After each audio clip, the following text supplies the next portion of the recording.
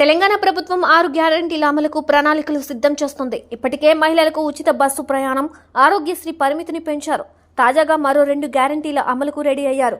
ఈ మేరకు 500 gas cylinder, 200 యూనిట్ల వరకు ఉచిత విద్యుత్ పథకానికి ఓట్ ఆన్ అకౌంట్ బడ్జెట్లో నిధులు కూడా కేటాయించారు. తాజాగా ఈ పథకాలు అమలుపై ఐటీ మంత్రి శ్రీధర్ బాబు కీలక అప్డేట్ ఇచ్చారు. ఎన్నికల్లో ఇచ్చిన హామీలకు తాము కట్టుబడి ఉన్నామని చెప్పారు. గృహజ్యోతి, మహాలక్ష్మి పథకాలను త్వరలో ప్రారంభించనున్నట్లు తెలిపారు. 200 యూనిట్ల వరకు విద్యుత్ వినియోగించే వారి నుంచి ఛార్జీల వసూలు చేయబోమని చెప్పారు. గ్యాస్ సిలిండర్కు 500 రూపాయల రాయితీ ఇస్తామని అన్నారు. అందుకు సంబంధించిన కసరత్తు జరుగుతోందని, త్వరలోనే లబ్ధిదారులను ఎంపిక చేస్తామని చెప్పారు. గత ప్రభుత్వం తీసుకొచ్చిన ధరణి పోర్టల్ తప్పుల తడగా ఉందని ప్రభుత్వం ఆరోపిస్తున్న సంగతి తెలిసిందే. ధరణి పోర్టల్ ప్రక్షాళన చేయనున్నట్లు ఇదివరకే సీఎం రేవంత్ ప్రకటించారు. ఈ మేరకు ఓ కమిటీని కూడా ఏర్పాటు చేశారు.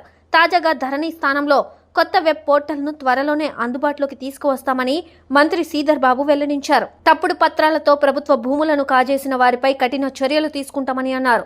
ధరణి పోర్టల్లో లోపాలతో లక్షల మంది రైతులు, భూములున్న వారు తీవ్ర ఇబ్బందులు పడుతున్నారని వ్యాఖ్యానించారు. ఒకే సర్వే నెంబర్లో పార్ట్ బి పేరుతో ఉన్న భూములపై విచారణ చేసి నిర్ణయం తీసుకుంటామని మంత్రి తెలిపారు.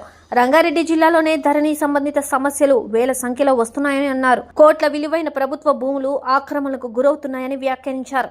ఏకకాలంలో వీటిని తేల్చేందుకు చర్యలు చేపడుతున్నామని వివరించారు.